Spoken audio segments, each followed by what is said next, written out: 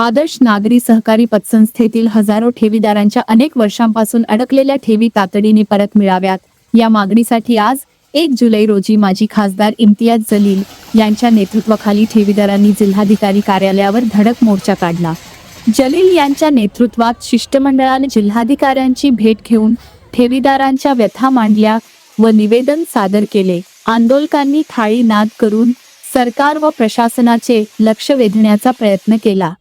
हजारो कुटुंबांच्या आयुष्यभराच्या कष्टाची कमाई परत मिळेपर्यंत हा लढा सुरूच राहील असा निर्धार यावेळी जलील यांनी व्यक्त केला।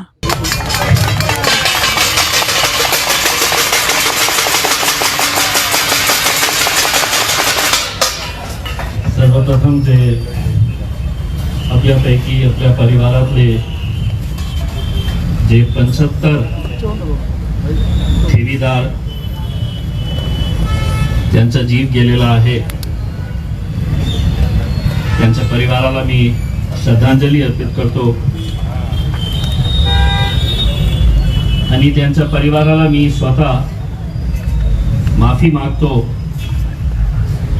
कारण 3 वर्षापूर्वी जेव्हा आपण हे आदर्श घोटाळ्या संदर्भात एक आंदोलन उभा केलं होतं तर माझी ही अपेक्षा अशीच होती की आपण काही महिन्यातच हे प्रकरण मार्गी काढू। आज 3 वर्ष झालेला आहे हे प्रकरण 2023 मध्ये बाहेर आला। याच्यानंतर जे कानूनी कारवाई आपल्याला करायला होती पोलीस कंप्लेंट रजिस्टर केल्यानंतर MPID च्या मार्फत याच्या सगळे प्रॉपर्टीज विकून आपल्याला पैसे कशा मिळतील। ऑगस्ट 2024 ला वारंवार जिल्हाधिकारी कार्यालय DDR आणि नंतर मंत्रालय आणि डायरेक्टर जनरल ऑफ पोलीस त्यांच्या ऑफिस मध्ये वारंवार चक्र मारल्यानंतर ऑगस्ट 2024 ला नंतर तो आदेश देणार आणि त्याच वेळी आम्हाला सांगण्यात येतं की जजचे ट्रान्सफर झालेला आहे, आता नवीन जज येणार आहे। मग पुन्हा त्या नवीन जजच्या समोर सगळं प्रकरण मांडायचं। या 2 वर्षामध्ये खूप सारे जे छोटे ठेवीदार होते 50,000 रुपयापर्यंत ज्यांची ठेवी होती आदर्श मध्ये त्यांचे पैसे देण्यात आलेले आहे। पण 50,000 पेक्षा जास्त रुपये ज्यांचे अडकलेले आहे या आदर्श बँक मध्ये ते पैसे कधी मिळणार? ते पैसे जेव्हा ऑक्शन होईल, लिलाव होईल, त्याच्यानंतर जे पैसा त्याच्यातून गोळा होईल त्या पैशातून आपल्याला पैसे मिळणार आहे। दुसरा स्रोत काय आहे की जे कोट्यवधी रुपयांचा कर्ज या मानकापे आदर्श पतसंस्थेने लोकांना वाटलेला आहे आणि ते पैसे परतफेड करत नाही आहे, त्यांच्यावर ही कारवाई झाली पाहिजे। कारण जे पतसंस्थेचा पैसा जे आहे जे लोकांनी कर्ज म्हणून घेतलेला आहे आणि परतफेड करत नाही, जोपर्यंत पैसा मिळणार नाही तोपर्यंत आपल्यापर्यंत पैसा पोहोचू शकणार नाही। आता वारंवार आम्ही कृती समिती आमची सगळी महिला मंडळी वारंवार DDR ऑफिस मध्ये जाऊन, बारिश आएगी तो किसी ने उठना नहीं है, सबको डट के बैठना है। DDR ऑफिस, कलेक्टर ऑफिस, वारंवार चक्रा मारून काय परिस्थिती आहे, कधी मिळणार आमचे पैसे, एक प्रश्न की मिळतील का आपले पैसे, मिळणार का आपले पैसे, मग मिळणार तर कधी मिळणार. तुम्ही उत्तर काय देत मला माहित नाही आहे, पण एकदा पुन्हा माझा उत्तर ऐकून घ्या. एक एक रुपया तुमच्या पर्यंत तुम्ही जोपर्यंत पोहोचणार नाही तोपर्यंत आम्ही तुम्हाला सोडणार नाही. हे लढा आम्ही तसा सुरू ठेवणार आहे. याच्यापेक्षा काय दुर्दैव असू शकतो, याच्यापेक्षा लाख रुपये ते आदर्श मध्ये ठेवले होते. या एका माणसाला बघायला येत नाही, डोळ्याने ते अंध, 2 लाख रुपये 3 लाख रुपये त्याचे कसं जीवन जगत असेल. काय प्रशासनाला, पोलिसांना, अधिकाऱ्यांना, मंत्र्यांना, मुख्यमंत्र्यांना काही माहित नाही आहे. 75 लोक जेव्हा 1.5 वर्षापूर्वी आपण इकट्ठा झालो होतो तर त्यावेळीचा आकडा होता 24 लोक मेले होते. आज 75 लोकांची हत्या झालेली आहे. हत्या आहे हे. आज आपण कलेक्टर साहेबांना जेव्हा काल आणि परवा आम्ही त्यांना निवेदन दिलं, ग्रामीण पोलीस जेव्हा वसुली करण्यासाठी पोलिसांची मदत लागतं तर ग्रामीण पोलिसांची तक्रार हे आहे की आम्ही तुम्हाला पोलीस संरक्षण देऊ शकत नाही. आम्ही कलेक्टर साहेबांना सांगितलं की ग्रामीण पोलिसांचेही प्रतिनिधीला इथे बोलवा. 75 लोक मरणं हे काही सोपी गोष्ट नाही आहे. 1 महिन्याचा टाइम देत आहे महाराष्ट्र सरकारला. 31 जुलै पर्यंत याच्या बाबतीत कारवाई झाली नाही तर पुढचं आंदोलन जे आहे खूप उद्रेक होणार आहे. त्याच्यामध्ये उद्रेक होणार आहे. आता शांत काही थाली वाजवणार नाही. एका महिन्यानंतर तुमच्या हे असतील आणि आमचा मुक्का असतील. किती वेळ थांबायचं, किती काळ थांबायचं. 90 वर्षाचे 80 वर्षाचे लोक काय वाट बघत आहे की नाही यांचा वाली कोणी नाही आहे, कोणीही यांच्या बाबतीत बोलणार नाही, लढणार नाही. मेले तर मरू द्या त्यांना. मला या गोष्टीचा जजच्या समक्ष उभे राहून, कोर्टामध्ये उभे राहून मी या कोर्टाला हे सांगितलं की आज 3 वर्षामध्ये का असं होत आहे की प्रॉपर्टी आहे, इतकी प्रॉपर्टी आहे त्या मानकाप्याची की सरकारने निर्णय घेतला तर 8 दिवसामध्ये ते प्रॉपर्टी ते विकू शकता. 10 दिवसामध्ये तुमचा पैसा तुम्हाला परत मिळू शकता. पण नाही, कोण बोलणार. विधानसभेमध्ये आलतू फालतू चर्चा सुरू आहे. हे लोकांची आठवण तुम्हाला फक्त निवडणुकीचा वेळ येईल. मग हे हिंदू, हे मुसलमान, हे दलित, हे मराठा, हे ब्राह्मण, हे ओबीसी हेच करायचं. माझ्यावरही अशा प्रकारचे आरोप करण्यात आले होते. मी माझा जेव्हा पराभव झाला होता खासदारकीचा नंतर आमदारकीचा त्यावेळी सुद्धा मी सांगितलं होतं की हे पराभव झाला असेल पण जोपर्यंत तुमचा पैसा मिळणार नाही तोपर्यंत मी तुमची साथ सोडणार नाही. आणि आजही मी माझ्या वक्तव्यावर ठाम आहे. मी हे खरी गोष्ट आहे की महाराष्ट्राच्या अनेक जिल्ह्यामध्ये लोक माझ्याकडे येतात आणि विनंती करतात की साहेब आमचे पैसे आम्हाला कधी मिळणार. तुम्ही आमचाही लढा तुमच्या हातात घ्या. बघा या शहरामध्ये अजंता कोऑपरेटिव्ह बँक चेअरमॅन साहेब बाहेर आलेले, मलकापूर बँकेचे चेअरमॅन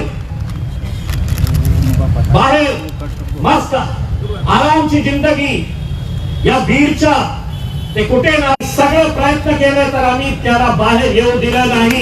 हे आताच आहे. काय त्यांनी प्रयत्न नाही केले, मोठे मोठे वकिलांना लावले की नाही मला बाहेर पडायचं आहे, बाहेर यायचं आहे. अरे तू आज त्यांचे पैसे दे, उद्या मी तुला बाहेर काढतो. आता काही आकडे जे माझ्याकडे प्राप्त झालेले आहे, फक्त तुमच्या जानकारीसाठी हे सांगू इच्छितो की 25,000 रुपयापर्यंत जितके लोकांना पैसे देण्यात आलेले आहे ते 23,500 ठेवीदारांना ज्यांच्या ठेवी 25,000 पर्यंत होता त्यांना त्यांचे पैसे मिळालेले आहेत. 25,000 ते 50,000 ज्यांचे ठेवी होतं त्यांना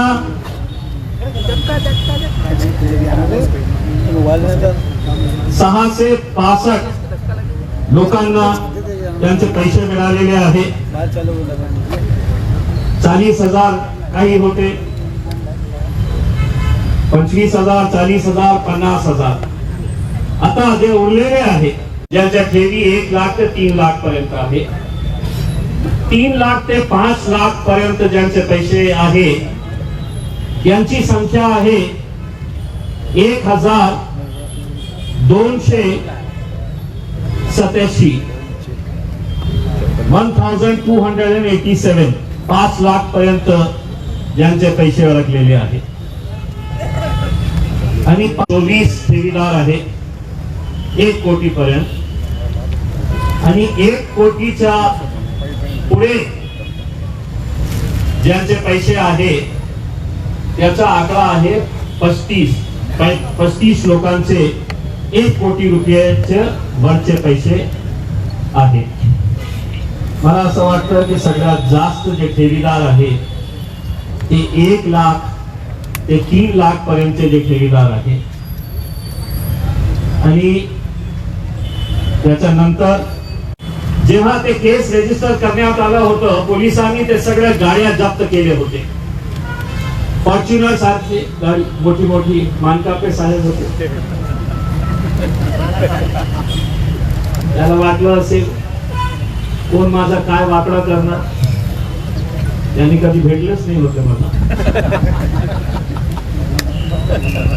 तर त्या 5 गाड्या ते ताब्यात घेतल्यानंतर ते गाड्या कुठे आहे DDR ला विचारलं, काकडे साहेबांना विचारलं तर कळतं एक गाड़ी इधर है, एक गाड़ी उधर है, बाकी गाड़ियां किधर है.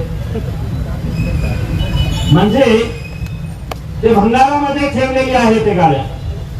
ते पैसे आले असते 1 कोटी रुपये का होईना, आपण कमीत कमी किती लोकांना 1-1 लाख रुपया दिले असतं त्याच्यामधून? 100 लोकांना दिलं असतं. पण प्रक्रिया एक शिष्टमंडळ तुमच्यापैकीच एक 10 लोकांना, कारण आपले जे पोलीसवाले आहे ना त्यांनी सांगितलं, पोलीसवाल्यांनी मला सांगितलं की ते विभागीय आयुक्त कार्यालयामध्ये जसं झालं होतं तसं तर नाही होणार ना. इतक्या पोलिसांनी मला फोन केलं आणि ते वारंवार एकच प्रश्न. मी म्हटलं तू का तेरे अच्छे भी आएंगे बाबा. आणि आपण 6-7 तास तिथे आंदोलन केले, आपल्यावर आसू गॅस सोडण्यात आलं होतं, लाठी चार्ज केलं होतं पोलिसांनी. कशासाठी? हे लोक आपल्या हक्काचा पैसा मागण्यासाठी आले होते. तर कशाला तुम्ही इतक्या मोठ्या संख्येने गेले तुमचे पैसे? हेच त्यांचं सांगण्याचा अर्थ होता. पण आपण इथे लढा दिला. आजही आपण इथे बसा, 10 लोक आपल्यापैकी ठरवण्यात आलेले आहे. आम्ही निर्णय हे घेतला की जे सगळ्यात जास्त वयोवृद्ध लोक आहेत त्यांना कलेक्टर साहेबांच्या समोर आपण उभे करू. नाहीतर सगळ्यांची इच्छा असली असती कि मुझे भी लेकर जाइए, लेकिन हम भी इन अधिकारियों को बताएंगे कि तुम्हारा भी बुरा बाप हो सकता है.